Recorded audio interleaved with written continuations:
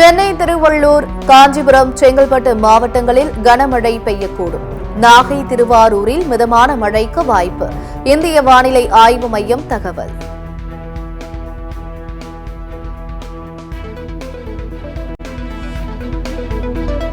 பரபரப்புக்கு பஞ்சமில்லாத நாடாளுமன்ற குளிர்கால கூட்டத்தொடர் இன்றுடன் நிறைவு. எம்பிக்கள் கைகலப்பு விவகாரத்தால் கூட்டத்தொடரின் இறுதி நாளில் இரு அவைகளிலும் அனல் பறக்க வாய்ப்பு.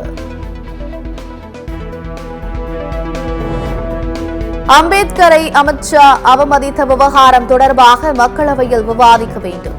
காங்கிரஸ் எம்பி மாணிக்கம் தாக்கூர் ஒத்திவைப்பு தீர்மான நோட்டீஸ்.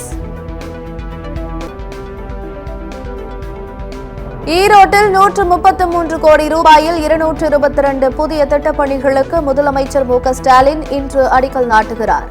951 கோடி ரூபாயில் முடிவுற்ற 559 திட்டப்பணிகளையும் தொடங்கி வைக்கிறார்.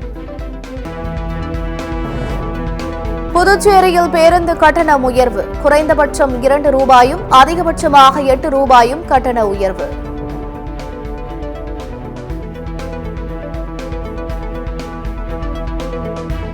கிறிஸ்துமஸ் வார விடுமுறை நாட்களையொட்டி 706 சிறப்பு பேருந்துகள் இயக்கம். அரசு விரைவு போக்குவரத்து கழகம் அறிவிப்பு.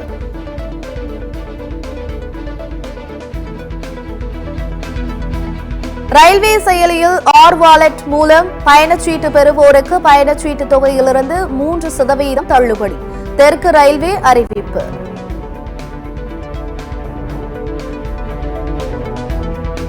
கன்னியாகுமரியில் திருவள்ளுவர் சிலை, விவேகானந்தர் பாறை இடையே அமைக்கப்பட்டு வரும் கண்ணாடி கூண்டு பாலம் முதலமைச்சர் ஸ்டாலின் வரும் 30ஆம் தேதி திறந்து வைக்கிறார்.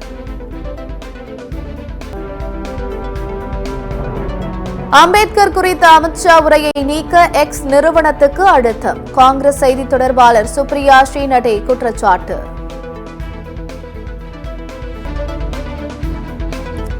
மேட்டூர் அணை நீர்மட்டம் 119 அடியை தாண்டியது. அணையிலிருந்து டெல்டா பாசனத்துக்காக 1000 கன அடி தண்ணீர் வெளியேற்றப்படுகிறது. எண்ணூர் அத்திப்பட்டு வழித்தடத்தில் உயர் மின்னழுத்த கேபிள் பழுது. சென்னையிலிருந்து கும்மிடிப்பூண்டி செல்லும் ரயில்கள் எண்ணூர் ரயில் நிலையத்தில் நிறுத்தம்.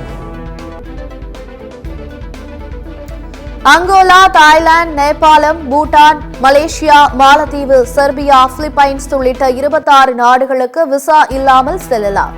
மத்திய வெளியுறவு விவகாரங்கள் இணையமைச்சர் கீர்த்தி வர்தன் சிங் தகவல்.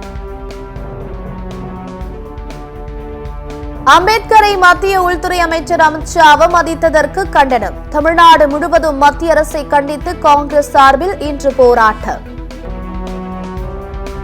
குடியரசு தினத்தையொட்டி டெல்லி கத்தாவியா பாத்தில் அணிவகுப்பு ஒத்திகை. கொட்டும் பணியில் மிடுக்குடன் நடந்து சென்ற ராணுவ வீரர்கள். உக்ரைன் அதிகாரிகளுடன் பேச்சுவார்த்தை நடத்த எந்த நிபந்தனையும் விதிக்கப் போவதில்லை. ரஷ்ய அதிபர் புட்டின் பேச்சு.